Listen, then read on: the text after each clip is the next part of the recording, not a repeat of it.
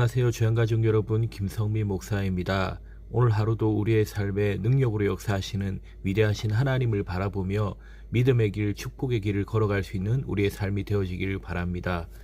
6월 28일 오늘의 주만나는 하나님의 능력을 경험하라 라는 제목으로 출애굽기 14장 26절에서 31절 말씀을 묵상하고자 합니다.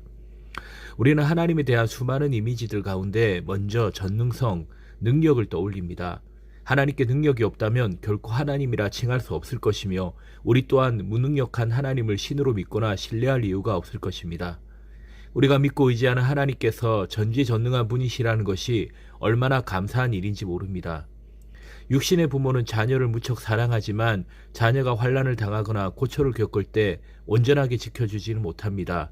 왜냐하면 부모라는 존재도 한계를 지닌 연약한 사람이기 때문입니다. 하지만 전능하신 하나님께서는 우리를 사랑하시는 만큼 능력 또한 무한하십니다. 사랑과 능력의 크기가 비례한 유일하신 존재이십니다. 오늘은 출애굽 가운데 드러난 하나님의 능력이 신비하심과 완전하심을 묵상하도록 하겠습니다. 첫째로 하나님의 자녀들에게만 능력이 허용됩니다. 출애굽은 불가능한 일임이 분명합니다. 애굽이라는 나라는 노예들의 노동력을 통하여 국가 기반 시설을 구축했습니다.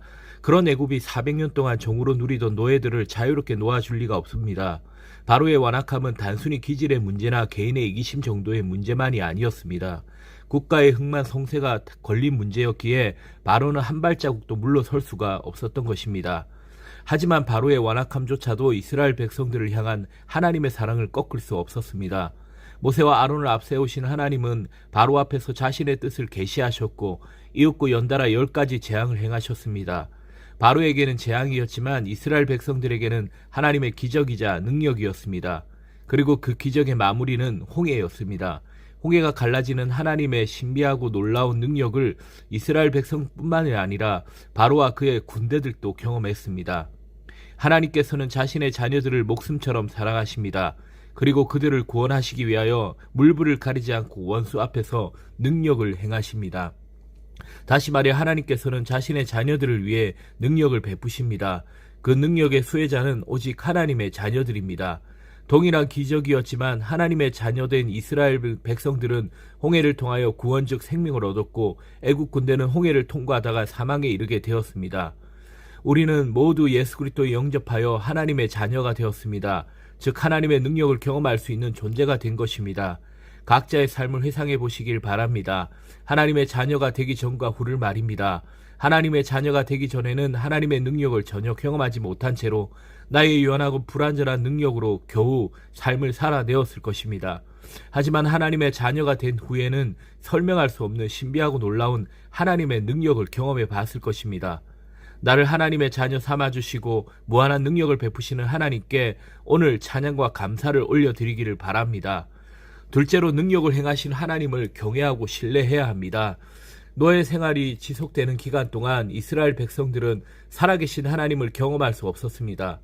조상들에게 행하신 하나님의 언약을 들었지만 종살이하는 그들에게 역사하시는 하나님을 경험하기란 쉽지 않았습니다. 백성들은 하나님의 침묵에 고통스러워했습니다. 하지만 하나님께서는 살아 역사하고 계셨습니다. 때가 참에 모세를 통하여 10가지 기적을 보이시며 홍해 바다를 가르시는 놀라운 능력을 발휘하셨습니다. 동시에 이스라엘 백성들은 400년 동안 두려움에 떨며 섬겨야 했던 애국 군대를 홍해 바다에 수장시켰습니다. 백성들은 애국 군대가 홍해 바다의 파도에 휩쓸리는 현장을 정확히 목도하였습니다. 이스라엘이 여호와께서 애국 사람들에게 행하신 그 큰 능력을 보았으므로 백성이 여호와를 경외하며 여호와와 그의 종 모세를 믿었더라. 말로만 전해 듣던 하나님, 그 하나님의 능력을 직접 체험한 이스라엘 백성들은 하나님을 경외할 수밖에 없었습니다. 하나님에 대한 원망과 서운함, 불평과 불만이 하나님의 능력을 체험한 이후 경외함으로 바뀐 것입니다. 하나님의 능력을 경험하면 우리는 하나님을 경외하며 예배할 수밖에 없습니다. 그 크신 위엄과 능력 앞에서 한낱 피조물에 불과한 우리가 취할 수 있는 행동은 경외입니다. 최근 하나님에 대한 경외감이 희미해지고 있다면 내 삶 가운데 하나님께서 베푸신 능력을, 기적을 묵상하고 기억하기를 바랍니다.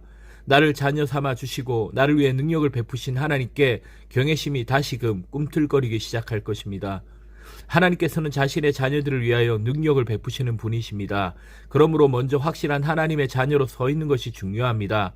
하나님의 자녀만이 능력의 수혜자가 될 수 있기 때문입니다. 하나님께서는 자녀들을 위하여 가로막힌 바다와 잔인한 애굽의 군대까지도 해결하시는 분이십니다. 우리 삶에 베푸신 하나님의 능력을 기억하며 다시 하나님을 경외하고 예배하는 자로 서기를 주의 이름으로 바랍니다.